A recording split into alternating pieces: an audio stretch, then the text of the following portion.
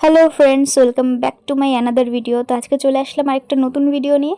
তোমরা দেখে বুঝতেই পারছো যে এটা দুর্গাপূজার রিলেটেড কোনো ভিডিও, তো একদম ঠিক।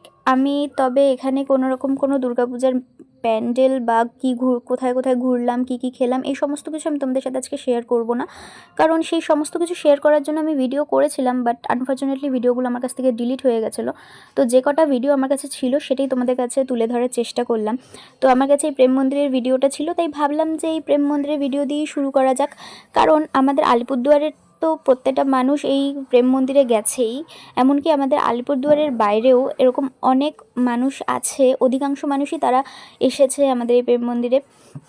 তো যাই হোক, সবারই কম বেশি ভালো লেগেছে, যে কারণেই এত দূর দূর থেকে এত মানুষরা এসে আমাদের এই প্রেম মন্দিরটা দেখে গেছে। তো এবার মূল কথায় আসি, আমি এই প্রেম মন্দির দিয়ে শুরু করলাম ঠিকই, কিন্তু আমি এবার চলে যাব ঠিক কার্নিভালে, আলিপুরদুয়ারের কার্নিভাল।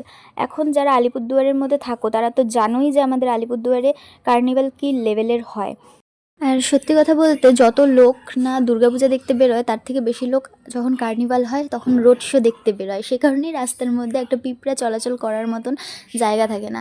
আমাদের আলিপুরদুয়ারে যখন দুদিন ভরে যখন কার্নিভাল হয় না, তখন রাস্তায় দুধারে লোকজনের ভিড় হয়ে থাকে। মানে সে কটা দিন বাড়ির যত জেঠিমা কাকিমা যারা যারা আছে তারা কেউ বোধহয় বাড়িতে থাকে না, তারা প্রত্যেকে এসে আমি দেখি রাস্তার ধারে চেয়ার পেতে বসে থাকে এই কার্নিভাল দেখার জন্য।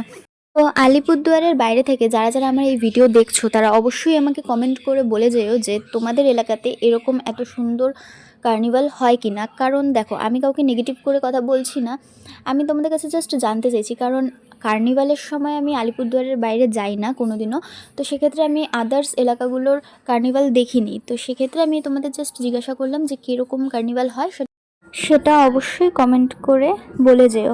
আর সত্যি কথা বলতে কি, আমি এখন গত 2-3 বছর যাবৎ আমি আলিপুরদুয়ারে খুব কম ঘুরি না যে তা না, ঘুরি, কিন্তু তার থেকে বেশি আমি দিনহাটা, কুচবিহার, ফালাকাটা এইসব সাইডের ঠাকুরগুলো দেখি।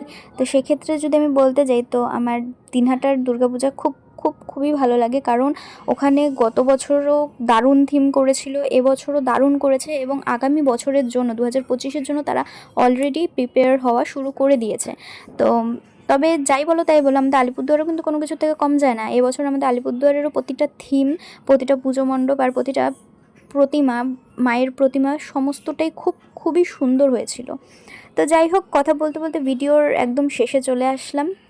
তো তোমরা অবশ্যই কমেন্ট করে বলে যেও যে আমাদের আলিপুরদুয়ারের কার্নিভাল তোমাদের কার কীরকম লাগে।